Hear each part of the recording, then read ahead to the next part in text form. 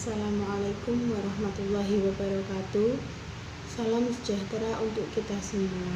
Semoga kita semua dalam lindungan Tuhan yang Maha Kuasa. Puji syukur atas nikmat yang Tuhan limpahkan sehingga kita masih dalam keadaan sehat walafiat. Perkenalkan, nama saya Sulastri, NIM 221F10185, Prodi PLB, semester 1, tahun 2022 di Universitas PGRI Argopuro Jember, dengan dosen pengampu Bunda Sugihartati SPD MPD. Di sini saya akan menyimpulkan tugas UTS berupa video YouTube tentang penyandang disabilitas tunanetra. Namun sebelum masuk ke pembahasan, saya akan bercerita sedikit tentang saya. Saya berasal dari Kota Tuban, dan lebih tepatnya saya tinggal di Desa Sugiwaras, Kecamatan Jenuh, Kabupaten Tuban. Saya adalah seorang ibu dari 2 orang anak, dan suami saya adalah penyandang disabilitas tunadaksa. Keseharian saya, selain ibu rumah tangga dan juga seorang penjahit, saya juga mengajar di salah satu SLB di Tuban. Oleh karena itu, agar saya dapat memahami dan mengerti tentang anak berkebutuhan khusus atau ABK, saya memilih prodi PLB. Dan kali ini saya akan membahas tentang salah satu contoh anak berkebutuhan khusus atau ABK tentang penyandang disabilitas tunanetra. Baik, sekarang kita masuk dalam pembahasan. Berikut beberapa hal yang akan kita bahas. Yang pertama, pengertian tunanetra. Yang kedua, penyebab tunanetra. Yang ketiga, ciri-ciri anak tunanetra. Tunanetra adalah mereka yang tidak memiliki penglihatan sama sekali atau buta total, hingga mereka yang memiliki sisa penglihatan tetapi tidak bisa menggunakan penglihatannya untuk membaca atau melihat tulisan dalam keadaan cahaya normal, meskipun sudah dibantu dengan alat bantu yaitu kacamata. Sehingga dalam proses belajar, penyandang tunanetra ini membutuhkan pelayanan khusus dan biasanya bergantung pada auditif. Auditif ini adalah indera pendengaran. Pengertian lain tunanetra adalah individu yang indera penglihatannya baik sebagian atau tidak berfungsi secara menyeluruh. Menurut para ahli, tunanetra adalah anak yang tidak bisa menggunakan fungsi penglihatannya secara optimal. Jadi, lebih singkatnya, tunanetra itu adalah kerusakan penglihatan. Penyebab ketunanetraan ini secara ilmiah dapat terjadi dari beberapa faktor. Misalnya, terjadi sejak atau setelah bayi itu lahir. Jika dari dalam diri anak disebut faktor internal. Kalau di luar diri anak disebut faktor eksternal. Misal, kerusakan mata atau saraf pada mata pada waktu persalinan.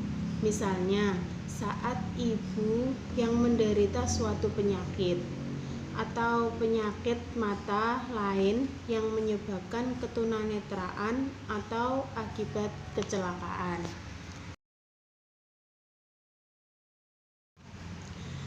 Dan bisa juga dari faktor genetik atau keturunan. Akibat faktor keturunan ini antara lain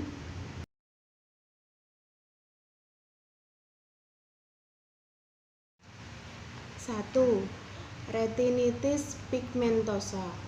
Retinitis pigmentosa yaitu penyakit pada retina yang umumnya ini merupakan penyakit keturunan. Jadi, penyakit ini menyebabkan sedikit demi sedikit mengurangi fungsi dari retina. Gejala yang pertama, ini biasanya sukar melihat pada malam hari. Kemudian diikuti oleh hilangnya fungsi penglihatan dari retina tersebut, sehingga pada akhirnya hanya sedikit penglihatan yang tertinggal.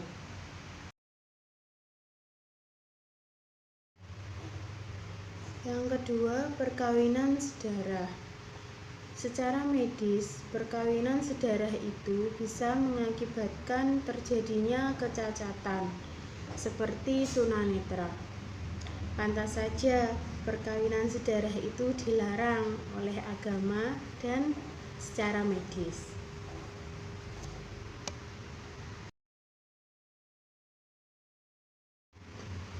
Yang ketiga, infeksi kehamilan. Salah satu contoh infeksi kehamilan ini dapat terjadi akibat virus leptospirosis. Leptospirosis adalah virus yang berasal dari kencing tikus.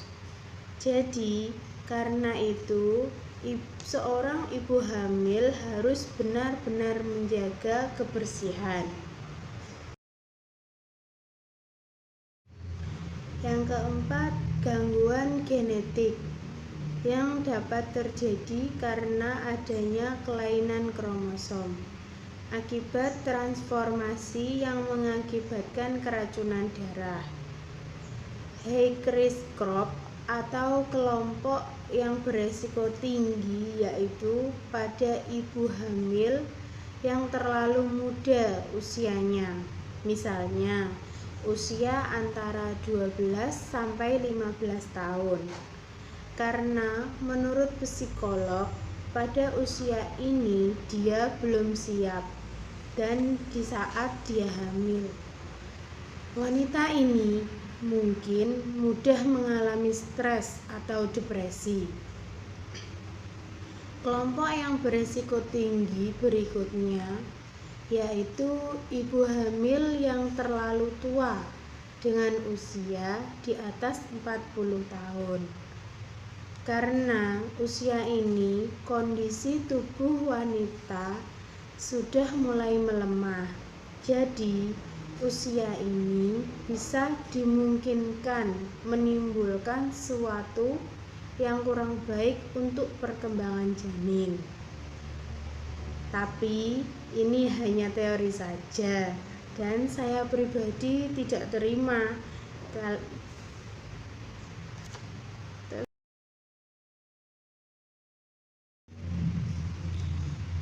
Nomor 5, keracunan saat hamil diakibatkan janin yang kekurangan vitamin atau bahkan vitamin yang berlebihan.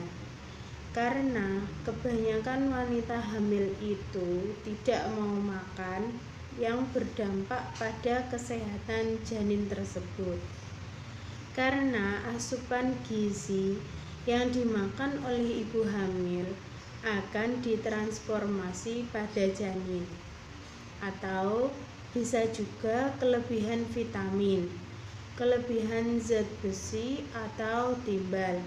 Misalnya, dari hewan laut seperti udang atau ikan tuna.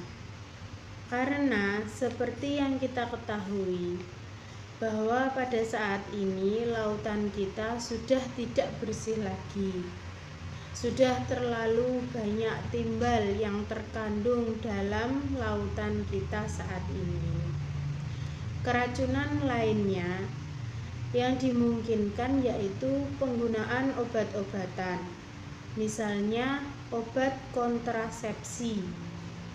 Ketika wanita ini mengalami kehamilan yang tidak diinginkan.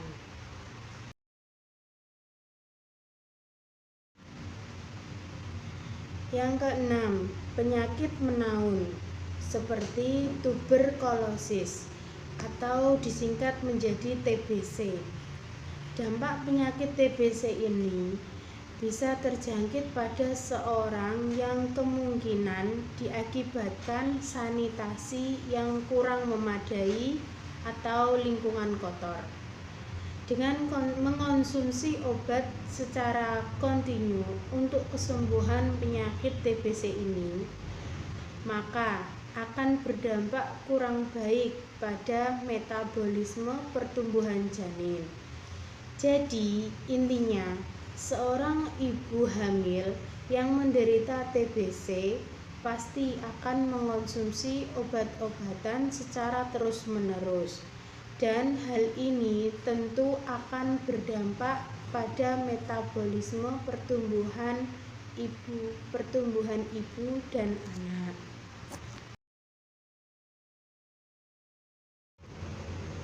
Yang nomor 7, infeksi penyakit kelamin. Misalnya, penyakit sifilis. Jadi, penyakit sifilis ini juga bisa terjangkit pada seorang ibu hamil. Penyakit ini dapat menyebabkan tubuh seorang ibu menjadi lemah dan mudah terkena penyakit lain. Tentu saja itu akan sangat beresiko bagi seorang ibu hamil dan perkembangan janin. Penyebab penyakit ini biasanya disebabkan oleh seringnya berganti pasangan. Makanya dalam kehidupan kita harus setia pada satu pasangan.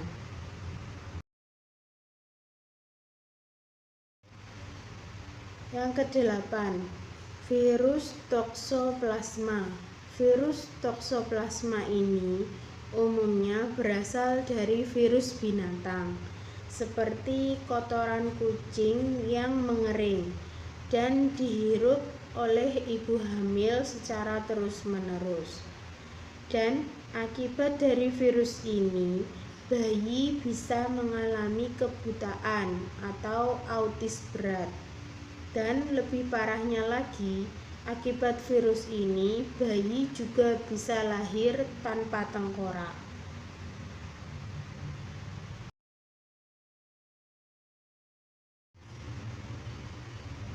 Nomor 9, pengalaman traumatik. Pengalaman traumatik yang terjadi pada ibu hamil berupa shock atau ketegangan pada kehamilan sebelumnya. Misalnya, depresi akibat kelahiran bayi sebelumnya, atau juga trauma akibat benturan saat kehamilan. Oleh karena itu, mental atau pikiran dari seorang ibu hamil ini harus benar-benar dijaga.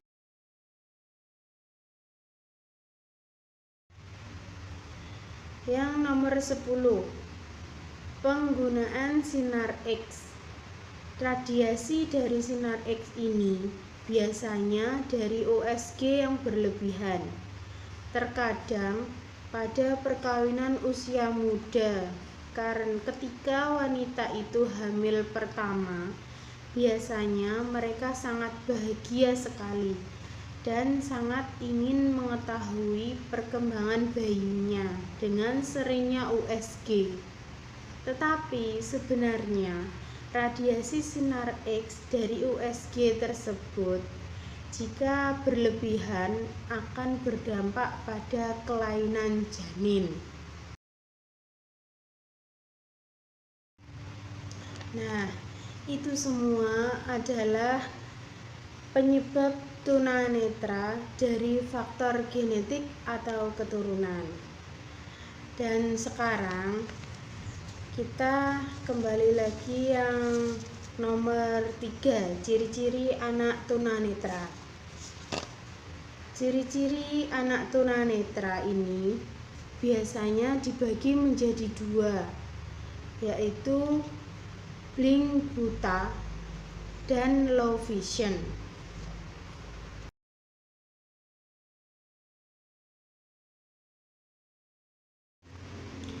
Blink buta yaitu seseorang dikatakan buta jika dia sama sekali tidak mampu menerima rangsangan cahaya dari luar.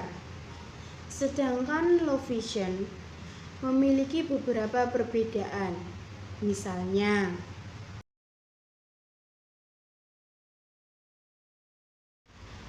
yang pertama light perception, yang kedua light projection, yang ketiga tunnel vision, yang keempat peripheral vision, dan yang kelima penglihatan bercak. Yang pertama, light perception ini hanya dapat membedakan gelap dan terang. Yang kedua, light projection. Light itu cahaya, projection adalah proyeksi. Jadi, light projection adalah mereka yang hanya dapat mengetahui perubahan-perubahan cahaya dan dapat menentukan sumber cahaya. Yang ketiga, tunnel vision, yaitu visi terowongan atau penglihatan pusat, sehingga apabila melihat objek mereka hanya dapat melihat bagian tengahnya saja. Yang keempat, peripheral vision.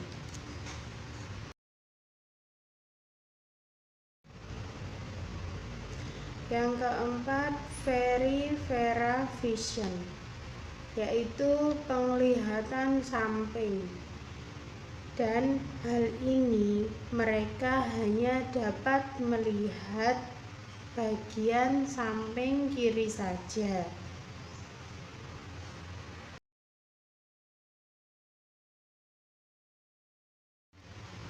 Dan yang kelima, yang terakhir, penglihatan bercak. Penglihatan bercak yaitu tidak dapat melihat bagian-bagian tertentu. Contohnya, pada layar HP Anda yang LCD-nya bermasalah dan terdapat bercak hitam, maka kalian tidak dapat melihat gambar atau tulisan pada bercak hitam tersebut. Seperti itulah yang terjadi pada ciri-ciri orang yang memiliki penglihatan mata bercak.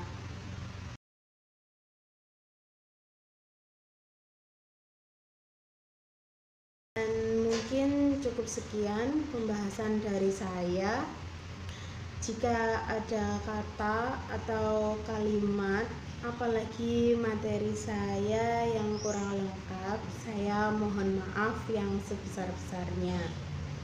Dan terima kasih buat kalian yang telah menonton video ini sampai akhir, dan semoga penjelasan dari saya bisa bermanfaat. Wassalamualaikum warahmatullahi wabarakatuh.